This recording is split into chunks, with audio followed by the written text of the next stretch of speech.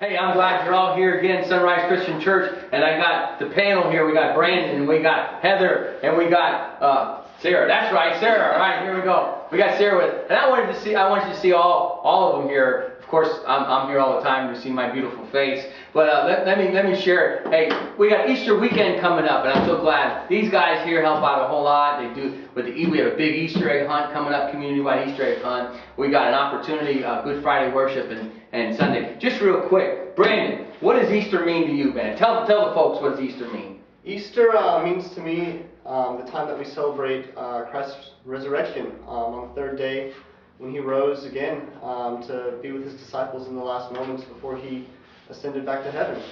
And what we do on Easter is we take the time to celebrate that and remember that. Heather, same thing. What does Easter mean to you?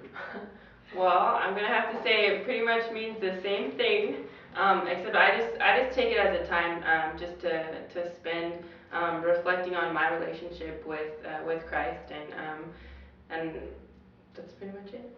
Sarah? Mine would be probably freedom and love, because with Christ's death, burial, and resurrection, it gives me freedom from my sins and from spending eternity somewhere else. There you go. Hey, Brandon, let me ask you this question, and then I'll ask the same question for Heather and Sarah. Working with a lot of young people like you do today, what do you see that is a main issue that young people are struggling with in understanding who Christ is? I'd have to say that a lot of people are just being misled through the media and things like that. They're shown images of a weak Christ who's basically like a hippie, telling all these people about love and that's it, but they don't see the powerful side of Jesus. They don't see the undefeatable side of Jesus. And they're just told all these lies, fed all these lies, told that this will make them feel good, that'll make them feel good, and that's what they need to focus on, is what makes them feel good. But what makes us feel good is usually, a lot of times, not what we need in our lives.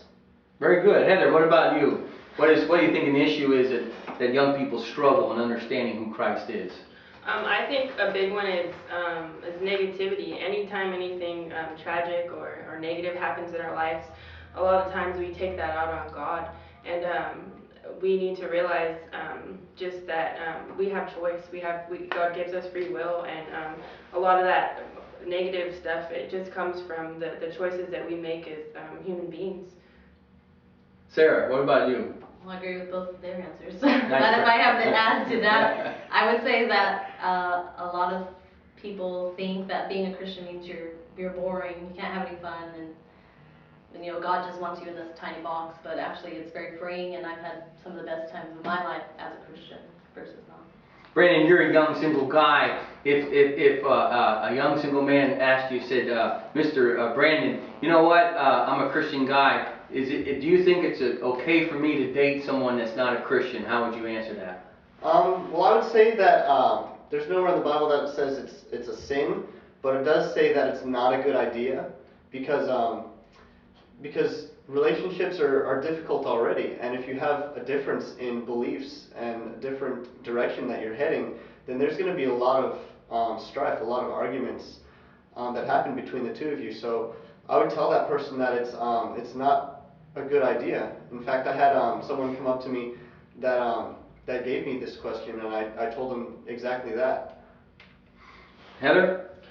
I think, well, the Bible says that we're supposed to be equally yoked, and so I agree with Brandon completely. I don't think that it's a good idea. I wouldn't say you're a horrible person if you did that, but I think it's a struggle. I think it's something that's really hard to do, and if it does work out, and I think it's a once in a lifetime kind of thing. I think it's very unique if you can have a relationship like that and have it work out, because otherwise it's just really a struggle, and it's negative. Sarah? Well, I can speak from experience on this one. I've dated someone who wasn't a believer, and he ended up becoming a believer, but I think it was more because of my doing. But it made it very difficult because I do a lot of things for God, and they don't understand why I want to spend all my time doing this. And so it just makes the relationship even harder, and you don't have the same, thinkings and all. That's good. Good answer. Thank you very much. So for those of you out there, please send in your profiles of Brandon, ladies that are Christians, and of course gentlemen to Heather and Sarah. Thanks for joining us. I want to thank these three guys, these gentlemen and these two ladies for joining us today. Again, from Sunrise Christian Church, we're excited that you joined us. Please send in your prayer requests. We want to pray for you. And we're going to continue to do more encouraging and uplifting stuff that you could view and be blessed for. Have a great day. God bless.